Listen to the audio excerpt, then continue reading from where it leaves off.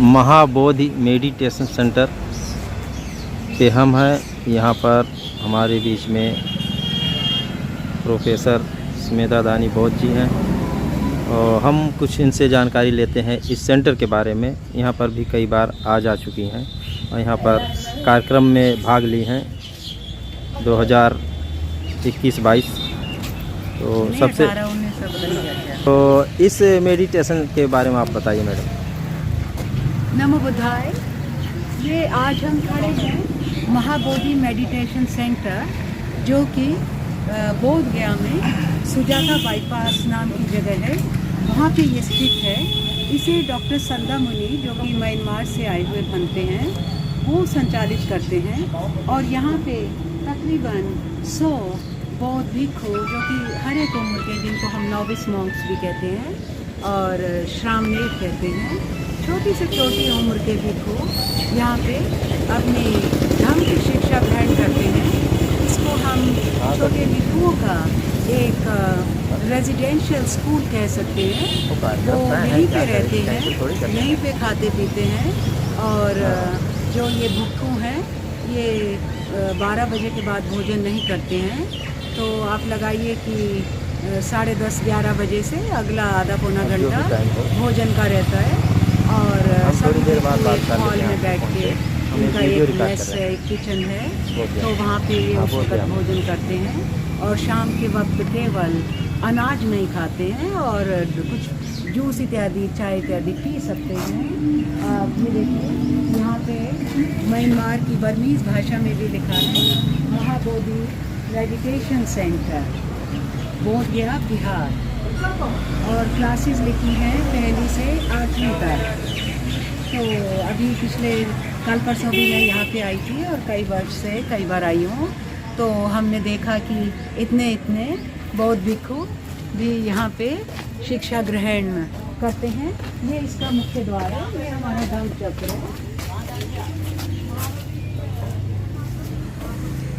ये देखिए, ये जो दिखने में ही ये पुरानी कंस्ट्रक्शन रही होगी, शुरुआती यहाँ पे क्लास लगती है। इसी से क्लास, इसको मंदिर भी कह सकते हैं, हम विहार भी कह सकते हैं। और ये उसके बाद की संरचना है। और आप देख सकते हैं कि इसको हम बर्मी कहें, जो पुराना नाम है बर्मा और अब नाम है म्यांमार। और यहाँ पे भी कक्षा लगती है। ये हमारे श्रामणेर आ रहे हैं बर्मा से। नमो बुद्धाय।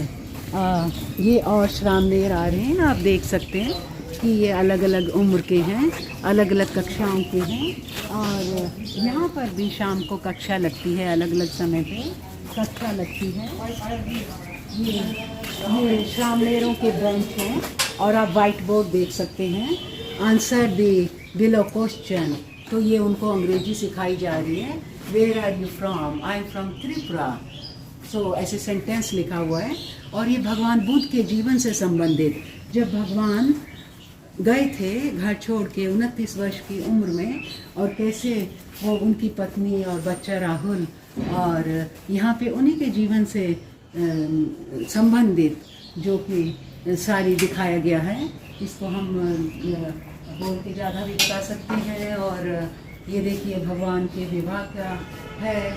और ये जो उनका कज़न था, जिससे उन्होंने अपने एक घायल, ये सारस है, इसको बचाया था। और जिसने मारा था कज़न ने, वो उनको आ रहा था कि मैंने मारा है, मुझे दे दो।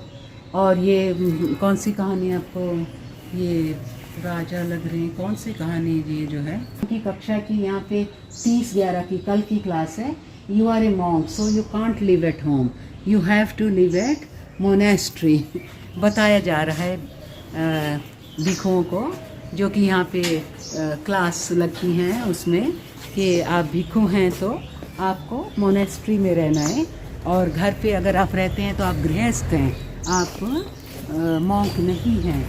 तो monk always lives in monastery, जो कि उसके रहने की जगह है। देखिए, इस बिल्डिंग का नाम है अशोका रामा विहार। ये हमारे एक और श्रामणेर कहिए, ये यहाँ पे आ रहे हैं। और ये एक ऑफिस भी है। और ये सारे जो हैं आप देखिए 3 मंजिला इमारत है और बौद्ध धर्म के जो अनुयायी हैं वो यहाँ आते हैं और यहाँ रहते हैं और भिक्षु भी रहते हैं। और आगे बिल्कुल वो जो किचन है वहाँ तक आप चलेंगे तो ये सारी दीवारों पे ये कई वर्ष पहले बना था। भगवान बुद्ध के जीवन से संबंधित हर एक कहानी को, हर एक तथ्य को ऐसे यहाँ पे पेंटिंग के द्वारा बनाया गया है। तो अब बहुत साल में इनका थोड़ा सा रंग हल्का भी हो गया है। और ये देखिए ये सारा ऐसा दिखाया गया है कि कैसे कक्षा लगती है। और अब ये भारत का नक्शा बनाया गया है यहाँ पे। और देखिए कितना सुंदर है और सारा बताया गया है कि भगवान बुद्ध का कौन सा स्थान कहाँ पर है ना। वो बोध गया के बुद्ध हैं, वो सारनाथ है, वो महाबोधि महाविहार है। और ये वाला इसका नाम तो यहाँ नहीं दिया गया पर एक बहुत प्रसिद्ध, अभी हमने 2-4 दिन पहले ऐसे तो विज़िट भी किया है। एग्जैक्टली सारनाथ के ही शायद ये एक बुद्ध हैं, वहाँ से जो मूर्ति मिली है। और ये सारे भारत में कहाँ कहाँ पे बौद्ध धर्म का प्रचार प्रसार और ये सारा कुछ जो है इसमें नाम सहित बनाया गया है, कहाँ कहाँ पे क्या क्या है। और भगवान बुद्ध के समय में तो बांग्लादेश भी भारत का ही हिस्सा था, म्यांमार तो इधर था और पाकिस्तान भारत का हिस्सा था।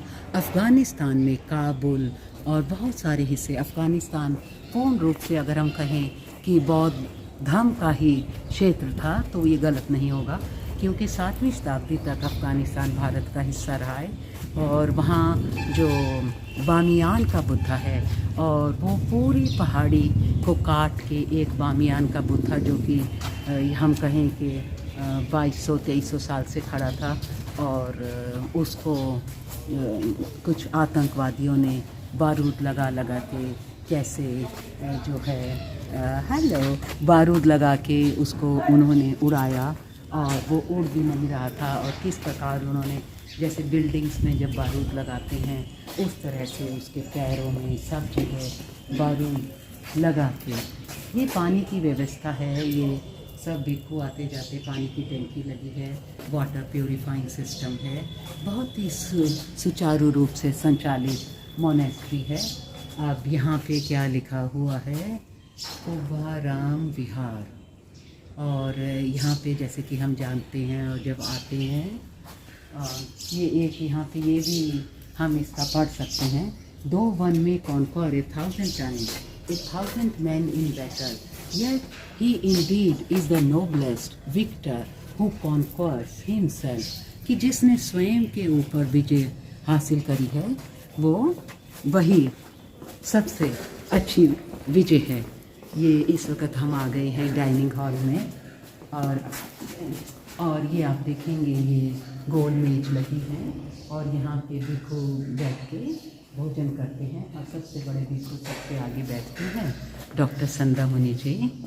और ये ऐसी देश में गिनी चुनी हुई मोनेस्ट्रीज हम कह सकते हैं जहाँ पे के संपूर्ण रूप से